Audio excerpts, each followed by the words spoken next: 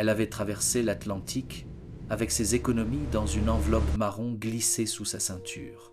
3000 €, billets de 50, comptés et recomptés 20 fois dans sa petite cuisine de Lyon. Elle croyait ramener la guérison de sa fille. Elle ne savait pas encore qu'elle rentrerait les mains vides, le cœur brisé, et que sa fille ne serait plus jamais la même. Ce que cet homme lui a fait, des milliers de familles l'ont vécu en silence. Des mères qui ont traversé des mers, des filles qui n'ont jamais osé parler. Cette histoire est pour elle. Fatou vivait à Lyon depuis 10 à 9 ans. Elle était arrivée du Sénégal à 22 ans avec une valise trop grande et un rêve trop petit pour la ville. Elle avait d'abord travaillé dans les cuisines d'un hôtel, debout 12 heures par jour, les mains dans l'eau chaude. Puis, elle avait trouvé un poste d'aide-soignante dans une maison de retraite à Vaux-en-Velin. 20 ans de nuit, de week-end, de jours fériés, passés à tenir la main des vieux qui avaient peur du silence. Elle avait élevé seule sa fille, Mariama, 21 ans. Mariama était ce que Fatou appelait sa récompense. Brillante, douce, curieuse de tout. Elle avait décroché son bac avec mention. S'était inscrite en licence de psychologie à l'université Lyon 2. Elle était le genre de fille qui lisait des livres le dimanche matin et cuisinait du thieboudienne le dimanche soir pour faire plaisir à sa mère. Mais depuis quelques mois, Mariama n'était plus Mariama. Elle ne mangeait plus, elle ne dormait plus. Elle restait dans sa chambre des journées entières, les rideaux tirés, les yeux ouverts dans le noir. Ses amis avaient cessé d'appeler, ses notes avaient chuté. Parfois, en pleine nuit, Fatou l'entendait pleurer doucement, un sanglot étouffé sous l'oreiller, comme si elle avait peur de déranger. Les médecins avaient dit « dépression sévère ». Ils avaient prescrit des antidépresseurs. Mariama les prenait. Ça ne changeait rien. Fatou, elle, avait une autre explication. Dans leur monde, les maux de l'âme avaient parfois des causes invisibles que la médecine occidentale ne savait pas nommer.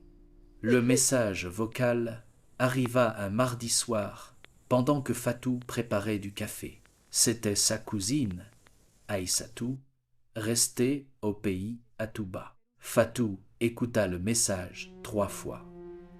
Elle pensa aux médicaments que Mariama recrachait en secret dans son lavabo.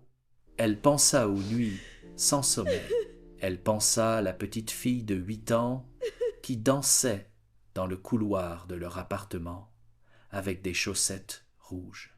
Le lendemain matin, elle appela son chef de service pour demander 2 semaines de congé.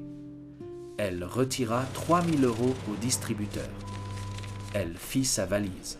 Elle prit une photo encadrée de Mariama sur son bureau de nuit. Et elle prit l'avion pour Dakar. Serigne Momar recevait dans une grande villa à la sortie de Pikine. Le taxi s'arrêta devant un portail en fer forgé, peint en vert et or. 2 jeunes hommes en boubou blanc gardaient l'entrée. À l'intérieur, une cour pavée, des bougainvilliers rouges et une longue file de gens assis sur des bancs de bois, des femmes surtout, des mères, des épouses. Certaines venaient de loin.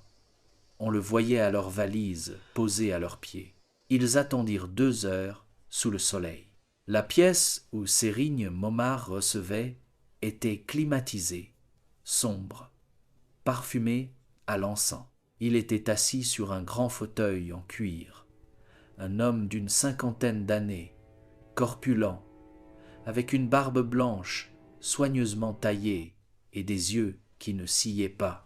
Sur la table devant lui, 2 téléphones, un chapelet et un carnet à couverture noire. Il ne dit pas bonjour. Il regarda Fatou pendant ce qui sembla une éternité. Ici, arrêtons-nous une seconde.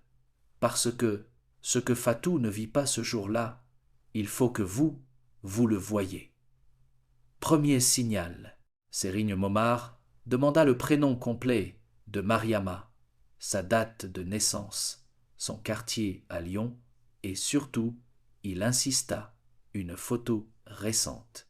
Pour que je puisse travailler sur elle à distance, dit-il. Une photo de jeune femme. Seule. Deuxième signal. Il annonça ses tarifs avec le calme de quelqu'un qui vend des légumes au marché. 100 000 francs pour ouvrir le dossier. 200 000 pour le travail principal. Et si le cas était compliqué, il faudrait prévoir d'autres dépenses. Troisième signal.